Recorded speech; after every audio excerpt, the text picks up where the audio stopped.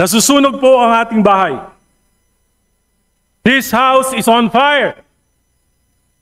Yes, Madam Speaker, this house is on fire. At ang masakit na katotohanan, tayo mismo ang nagsindi ng apoy na ito. Noong mga nakaraang kongreso, may mga apoy na. Ngunit sa 19th Congress, sadyang pinasiklab ang dambuhan ng sunog. At ngayon, naglalagablab na rin ang galit ng sambayanan. Lalo na ng mga kabataan. Pakiramdam nila, sinusunog natin ang kanilang kinabukasan. Nakikita nila ang walang habas na pandarambong sa kabila ng kanilang kahirapan. Lumulubog sila sa baha at tanong nila ang kawalan ng gobyerno na dapat sa kanila'y nangangalaga. Samantalang ang mga pinuno at mga pamilya nila ay lantaran ng karangyaan at kapritsyo, Mr. Speaker, Madam Speaker. Kaya't nadadamay po ang lahat. Bawat isa sa atin ay binabatikos sa ating kanya-kanyang mga distrito. Kaya hindi na po pwede ang business as usual. Hindi na pwedeng umasa na lilipas ang galit ng bayan. Hindi na pwedeng pagtakpan. Hindi na pwedeng magturuan. Kailangang isiwalat ang katotohanan, aminin ang pagkukulang, ituwid ang kamalian, at panagutin ang mga lumustay at nagsamantala sa kaban ng bayan. Mga kasama, linisin natin ang ating hanay. Magpatubad tayo ng mga matinding reforma kahit ang kapalit ay sariling pagsasakripisyo. Hindi na pwedeng naidahilan na politika lang ito. Hindi na pwedeng sabihin gawa lang ito ng DDS, ng kaliwa, ng dilawan, o pinklawan. Hindi na pwedeng isisi sa DPWH, sa nakarang administrasyon, o sa mga kontratista, sapagkat ang pinakamalaking korupsyon na ito ay nagsimula sa ating sariling tahanan noong 19th Congress. Hindi po ako narito para humusga sa kanino man. Bagkus nais kong kumatok sa inyong mga puso at konsensya. Baka naman sobra na talaga. Naniniwala akong pwede pa tayong magbago ng pananaw. Alalahanin natin sa gitna ng pagdarahop ng ating nila at kasaganaan natin, umaasa pa rin ang marami sa ating mga kababayan na maiaangat natin ang kanilang pamumuhay sa kabila ng ating sa kabila ng kanilang kahirapan. Marami pa rin sa ating mga kababayan na ang turing sa atin ay mga Diyos-Diyosan na kanilang kailangan. The corruption of insertions and diversions may have started in the past administration, but the conflagration unleashed by the 19th Congress is of a magnitude beyond comprehension. Ang mga insertion at diversions na ginawa ng ika-19 na Kongreso ay walang kapantay sa kasaysayan. Isang halimbawa ng mapanlinlang at inabusong anyo ng insertion ginamit upang pondohan ang mga proyektong walang tunay na benepisyo sa mamamayan. Hindi plinano ng gobyerno at ng Pangulo, kundi siniksik para sa pansariling interes ng ilang makapangyarihang individual o pamilya. It's greed gone wild. 1.45 trillion. Yan ang kabuuang halaga ng insertion at diversions noong 2023, 2024 at 2025 General Appropriations Act. Pinondohan ng 19th Congress ang mga proyektong hindi naman bahagi ng panukala ng Pangulo. Ang mga insertion at diversions na ito ay napunta sa mga ghost projects, substandard projects at mga proyektong pumapabor lamang sa mga shrewd businessman na nagkataong naging makapangyarihan na mambabatas. Minsan kong nakausap si dating DPWH Secretary Manny Bonoan.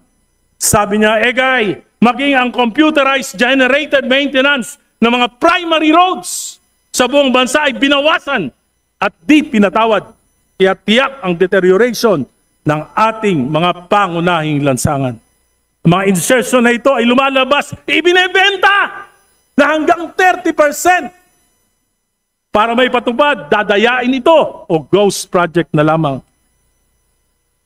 Ang mga pondo binebenta.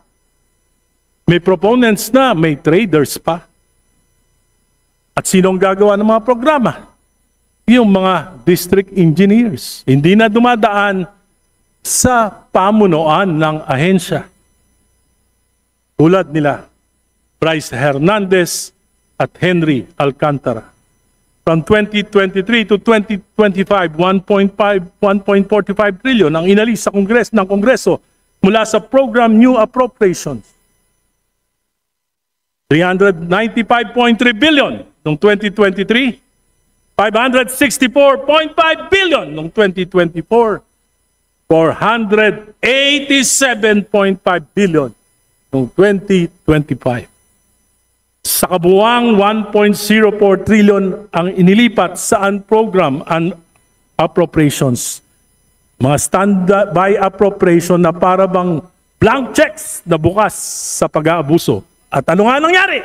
Inabuso at pinagsamantalahan. Bakit? Halos imposibleng matupad ang mga kondisyon para ma-release ang mga unprogram funds. Tatlo lamang ang pwedeng panggalingan nito. Excess revenues, halos hindi naman nangyayari ito.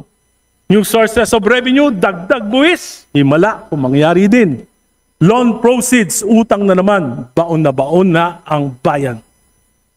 Maparaan talaga ang mga tuso. Kaya gumawa sila ng bagong source of revenue. Bukod sa insertions at diversion, kinapa pati idle cash ng mga GOCCs. 60 billion mula sa 89.9 billion ng PhilHealth subsidy at 107 billion mula sa Philippine Deposit Insurance Corporation. Pero dahil sa public outcry, hindi na natanggal ang PhilHealth subsidy noong 2025 GAA at inuutos na ng Pangulo na ibalik ang 60 billion na ibinawas noong 2024 at ito ay kukunin sa 2026 GAA. Insertions, diversions, amendments are not inherently bad if justified. Dapat, exception lamang yung insertions. Pero naging patakaran ang ginawa ng 19th Congress, hindi po ito exception, ito yung rule. Kung saan namin gusto mapupunta, doon mapupunta ang pondo, ang salita ng 19th Congress. Saan nga ba kinuha ang 1.45 trillion? Alam natin ang ilan ang pinanggalingan. Alam natin ang pinuntahan. Pero hindi lahat. At hanggang ngayon, nanguhula pa rin tayo. Subang malaki ang pananagutan ng 19th Congress upang makapag-divert ng malalaking pondo, tinanggalan ng appropriation sa mga flagship projects na ibang ahensya, foreign assisted at utang pa sa mga dayuhan. Bunga nito, naantala ang maraming proyekto. Dumagdag ang gastos na ipapasa kay Juan de la Cruz. Ayon sa DOTR, sa 2 proyekto pa lamang, Metro Subway at PNR Elevated Rail, may tig-4 na taonang delay. From 2028 na dapat matapos, magiging 2032.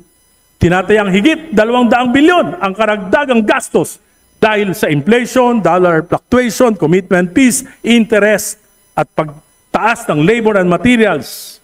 Kung hindi ito pinakialaman, magkakasubway sana at magkakaroon na tayo ng PNR Elevated Rail bago dumating ang taong 2020.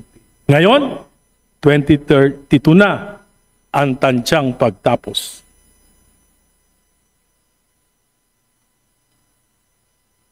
Mr. Speaker, colleagues, let's be honest. The 19th Congress practically stole the President's budget. At hindi ko maisip kung paano nangyari na 3 sunod-sunod na taon under the noses of the DBCC. Sa mga susunod na araw, linggo, buwan, mas marami pang baho at kasuklam na pangyayari ang lalabas. Mas malalim, mas matindi. Kahit itigil ang mga investigasyon, bayan na mismo ang maglalantad ng katotohanan. Kaya hindi na pwede ang business as usual. Mga kasama, kung inaakala nating huhupa ang galit ng bayan, kung iniisip natin na malilimutan din ito ng sadyang makakaliputing mga Pilipino, nagkakamali tayo. Sapagkat gising na gising ang mga kabataan at natitiyak ko na ang mga substandard at ghost projects na naibunyag na ay tip of the iceberg pa lamang. Marami pang nakatago at sa pagpapatuloy ng mga investigasyon, marami pang mas malalim at nakakasukang mailalantad. Bilang mga halal na kinatawan sa atin, dapat manggaling ang pagtatama at pagbabago. Kailangan natin ng reformang magpapahupa sa galit at kawalan ng tiwala. Kailangan palisin natin ang tingin nila sa atin na tayo ay mga buhaya at buitre. Hindi lang sakim sa salapi, kundi pati sa kapangyarihan. Kung mananalamin lamang tayo at magbubulay-bulay, makikita natin sa kabila ng ating tikas sa ating mga posters noong nakaraang halalan, ay may balot ng kadiliman na kumukulob sa ating mga larawan ngayon. Huwag na nating hintayin na ang mamamayan mismo ang mag-aklas o ang kasundaluhan ang gumawa ng mga bagay na yayanig sa ating demokrating kong pamumuhay. Kailangan natin ng reformang magpapahupa ito. Bold reforms must emanate from this house. I therefore, with all humility and with nothing in my heart and mind but to help restore faith in our institution through meaningful reforms, though painful to most of us, I offer this call. Ngayon pa lamang, humihingi na ako ng kapatawaran sa inyo sa mga masasaktan ko. Sana hindi kayo magtanim ng galit. This is for our institution. This is for our country. This is for our people. This is for our future. Minumungkahi ko po na magpasa tayo sa lalong madaling panahon ng isang batas na magpapalakas sa Independent Commission for Infrastructure, ICI, na itinatag ng ating Pangulo. Nakausap po ako isang miyembro ng ICI. Siya po ay nawawala na ng pag-asa kung siya po ay magre-resign dahil sa kakulangan ng kanilang ng poder, lalo pong mawawala na ng tiwala ang ating mamamayan. Sabi niya po that without contempt powers, we might as well just task the NBI and the Ombudsman to do the investigation. Hinihingi natin sa ating Pangulo na i-certify ito at kung kinakailangan natin mag-special session, gawin po natin ito. For the House Committee on Appropriations to submit all the documents relating to the 2023, 2024, and 2025 GAA to the ICC and make it open for public scrutiny. Huwag na nating pahirapan ang ICC. To immediately enact laws that will provide meaningful political reforms like the Anti-Political Dynasty Enabling Law.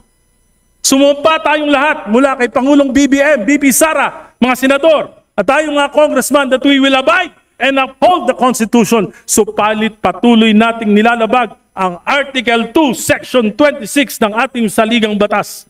Isinasantabi natin ang tungkulin at responsibilidad na magpasa ng enabling law na inutos sa atin ng saligang batas sapagkat ito ay laban sa ating interes. We chose to only cherry-pick the provisions of the Constitution that favor us. Dahil 70% ng kapulungang ito ay mga dynasties. Mga dynasties na pinatatag ng pork barrel. Dynasties na pinatatag ng doleouts. Dynasties na pinatagtag ng patronage. Dynasties na pinatagtag ng insertions. Papaluba ng korupsyon. At sumasaintabi sa mabuting pamamahala. Sa aking panukala na isinumite dito sa Kongreso, Mr. Speaker, 2 miyembro kada pamilya, pagbigyan na natin. Lampas doon, sobra na. Tama na. Mga kasama, tigilan na natin ang palusot. Kailangan ko ng proyekto sa aking distrito. Kailangan ko ng akap. Kailangan ko ng tupad para may maipahamahagi ang asawa ko na gobernador, ang kapatid kong mayor, ang vice mayor kong anak. Ang pisang May we kumbukal. kindly request the Honorable Erice to please wind up? At pati aso ko, tatakbo na rin, Kapitan. Sapagkat kami lang ang kailangan ng bayan. Our family is God's gift to our people. This is not democracy. This is dynastic monarchy in the sky. Mr. Speaker, sabi ni Albert Einstein, the world is being destroyed by greed, stupidity, and fear. Kaya ngayon, tanong ko, papayag ba tayo na sunugin ang kasakiman ng kongresong ito at ang bansang ito? Papayag ba tayo na lukuban ng katangahan ng sambayanan? Papayag ba tayo na alipinin ng takot na mawala ng pondo kung hindi susunod sa makapangyarihan kahit mali? Mr. Speaker, dear colleagues, let us put out this fire before it consumes us all. Mr. President Bongbong Marcos, I believe you are sincere in your anger and disgust. I believe in the sincerity of your tears. But this ain't enough. Bold action would require a will to implement painful political reforms. Isa rito, sundin ang konstitusyon, isama sa legislative agenda ang anti-political dynasty bill kahit laban ito sa interes ng iyong pamilya. Mr. President, put your best foot forward. Ang pinakamainam na pamana ay sakripisyong pansariling interes para sa makasaysayang reforma na hindi nagawa ng pinakademokratikong Pangulo. To Vice President Sara Duterte, lumalaban ba kayo para sa political supremacy ng inyong pamilya o para sa ikabubuti ng bayan? Naniniwala akong politically motivated ang impeachment. Pinangalagaan kayo ng konstitusyon. Suklian nyo naman! Itaguyod nyo ang Article 2, Section 26 kahit mga hulugan ng pagpapaliit ng kapangyarihan ng inyong dynasty, Vice President Sara. Senators, fellow congressman, kung mahal talaga natin ang bansa, oras na para magsakripisyo, bawasan ang taba ng political dynasties. Ayaw ng Pilipino ng taba. Bawasan ang kasopangan, bawasan ang kapangyarihan, lugbok na ang bayan. Salamat po. Magandang hapon sa inyo lang. Majority Leader. Madam Speaker,